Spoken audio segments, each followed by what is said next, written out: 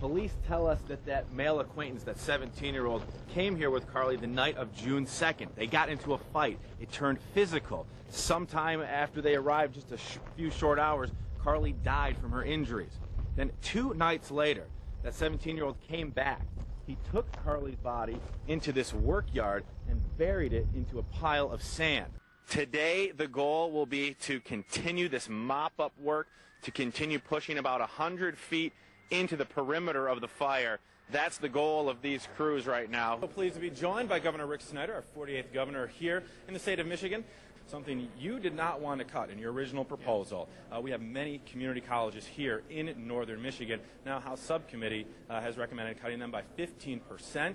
Can we expect a compromise there, or will you hold the line on that? But here's what some people are seeing out on the roads because of that snow blowing and drifting. Right here, we've got about 8 inches of snow, and you think, okay, maybe my car can make it through there. Well, this would be where your left tire is, and thanks to that drifting, we're closer to about 16 inches of snow. Another thing, let's take a look at what this fire was using for fuel. The grass in this area is very dry and brittle. You can see that wind just take it. Trying to get him to turn himself in. We've got some action happening over my shoulder here at the police department, where the police are questioning someone. Shayna, the governor never wanted to cut so deeply, $1.2 billion in cuts from the legislature, and she has what she calls a menu of options to raise more money. Last month, she proposed taxes on water bottle sales, live entertainment, and lately there's been talk of a tax on physician services. A little bowling. Here comes a strike.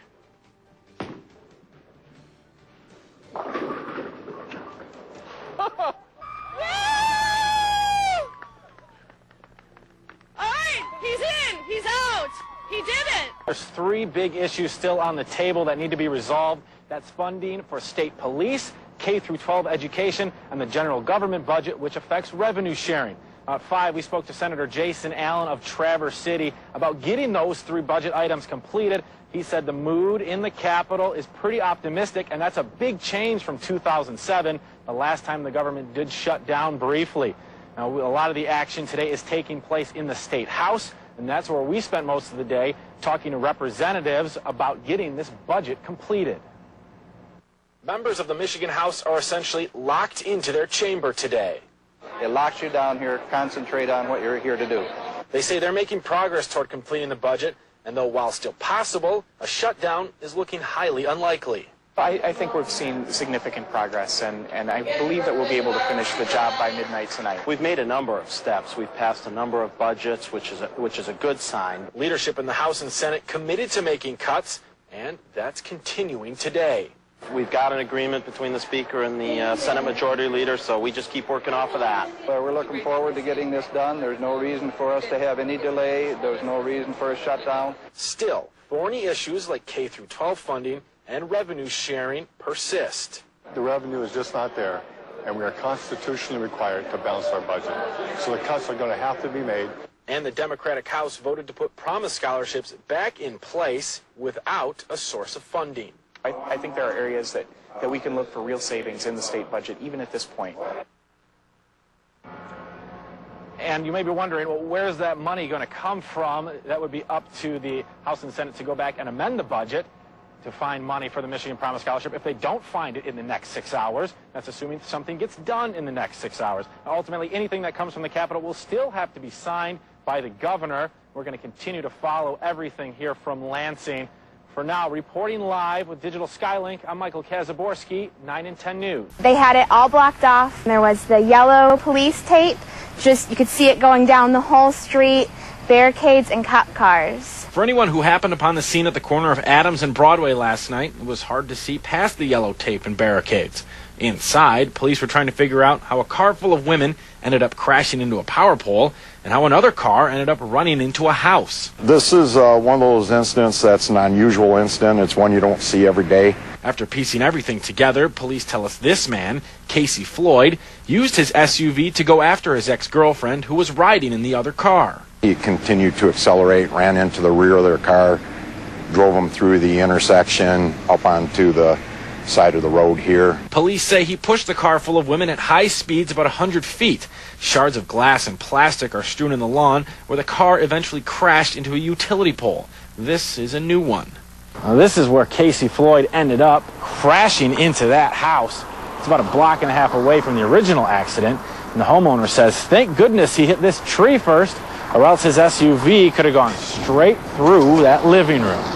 Everybody in the house was okay. The house itself is not. Crews had to secure the wall. It's pushed in about a foot. As for Casey Floyd, he's charged with trying to kill his ex-girlfriend.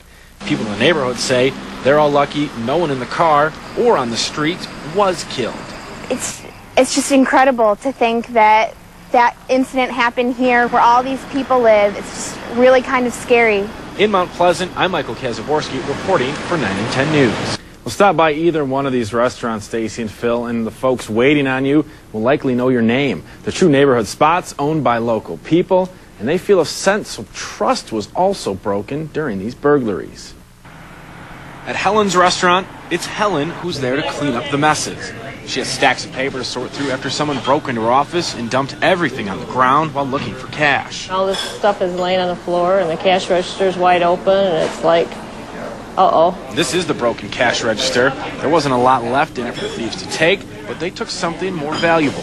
Peace of mind. Why do people do these things? It's a typical family restaurant where people come in every day. We see the same people a lot. And yeah, they're very upset when they hear about things like this. Down the street from Helen's is the RK restaurant. The K stands for Christie. Well, here we are trying to make a living here in town, and there's people like that just come in and try to rob you of everything that you work hard for. The burglars destroyed this door and frame to get in. It'll probably cost Christie several $100s to replace. And police tell us the thieves tried to break into 2 other businesses on the strip without any luck. I can't wait till they get them, though. I cannot wait till they get them. In a show of support, RK loaned Helen's their extra cash register. They're both still serving today because they have a lot of familiar faces to feed. Just have to keep making the coffee and keep everybody happy. Police are still looking for suspects. They spent much of the morning in Remus taking evidence from both restaurants. Reporting live, I'm Michael Kasiborski, 9 and 10 News. Parents are turning into picketers in Roscommon County. Their battle cry is SOS, save our school. The elementary school is the heart and soul of St. Helen, and we're about to lose that. There's a lot of history, there's a lot of love, there's a lot of tradition, and we don't want to lose that. St. Helen Elementary is slated to close after this school year. It's certainly not easy to do, but it's something that we have to do. School board members say money problems in the district continue to mount. It's been kind of compounding, and it just isn't going to get any easier the longer we wait. We would look at probably a $300,000 to $400,000 savings. Could even go up as much as $500,000. But parents and community members who packed a Q&A session say there are alternatives to closing the school, like instituting pay-for-play sports or writing grants to install alternative energy sources, an idea that drew applause. There is money out there. It took me 35 minutes, and I had a grant in my hands that would help our school, having to do with solar energy, turbines, solar panels. We want to make sure they've looked at every option that they have. People here say they're committed to work together up to a certain point. There's privatized schools out, there's charter schools that we may be looking at, so those are options, but hopefully those are for later. One of the neighboring homes spared from the fire, Katie, was the Pineview Home for Boys. It's a center that houses kids in trouble with the law. And today, its staff showed the real benefit of helping a neighbor in need. The smoke pouring into the sky over Oak Road in Everett was distressing. It was big.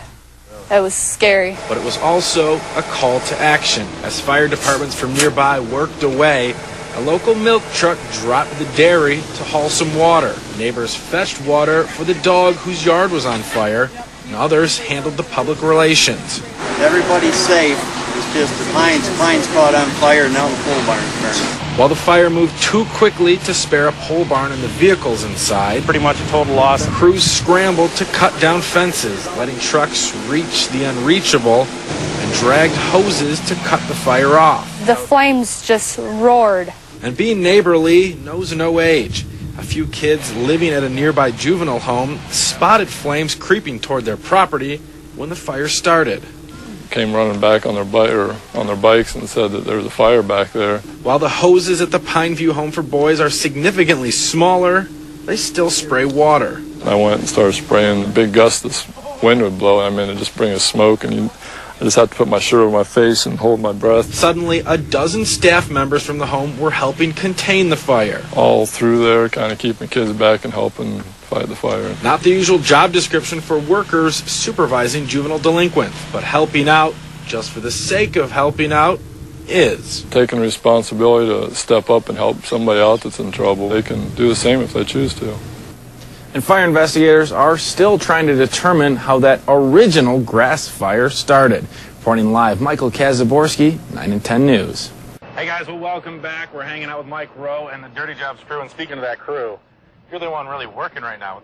What's going on? I know it. Here? You know what? Well, if we don't feed them every 5 to 8 minutes, it's a blood sugar issue. Crankiness sets in. Yeah. The unions. I mean, it's a nightmare. I don't know what it's like to work with a temperamental crew because Corey Atkins. No, Corey really. He holds it together. He's a jack of all trades. You know, master of some. Yeah. So it's good. Is that in focus? Is it even on? Oh, good. I think it's going pretty well. That's good. Yeah, I like it when I look beautiful in that particular angle. You know, in honor of you guys, I brought my dirtiest hat I could find. Of course, keeping with the Michigan. Well, you have to. Keeping with the Michigan theme. Yeah, why wouldn't you? That one's going out to everybody back home. Help make that a little dirty. A lot of softball games in there. But well, mine is where am I today? Fish and Wildlife Service. Yeah. Department of the Interior. I thought I was working with Fish and Game, but it's actually these are the feds doing this work here. Well, we better be careful what we say then. Believe me. They're always watching, literally. Always careful. They're right there. Yeah, they are. They're keeping an eye on us. They're acting casual, but believe me, that guy Mike there with his back to us, hanging on every word, aren't you, Mike? Eyes in the back of his head. Every word.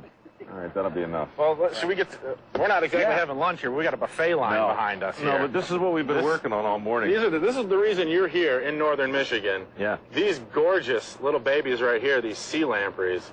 What the heck is the draw of these for you, Mike? It's, you know, again, it's like you guys in Michigan, you've keep that away seen from them all, you know what I mean? You've like been there and done it, but I'm telling you, like 90% of the people in the country are looking at this thing and going, what kind of pit did it crawl from and how is it alive and why does it want to kill me? It's like its mouth, it's like a little butt with teeth in it. Would you agree, Cass? I would agree. That's, you know what, and that's what we're always looking for here. Yes, Cass, got a little lamprey juice. That's why right we come out here so often, because you never know what you're going to find. Your comments on that? What do we do with this lamprey now?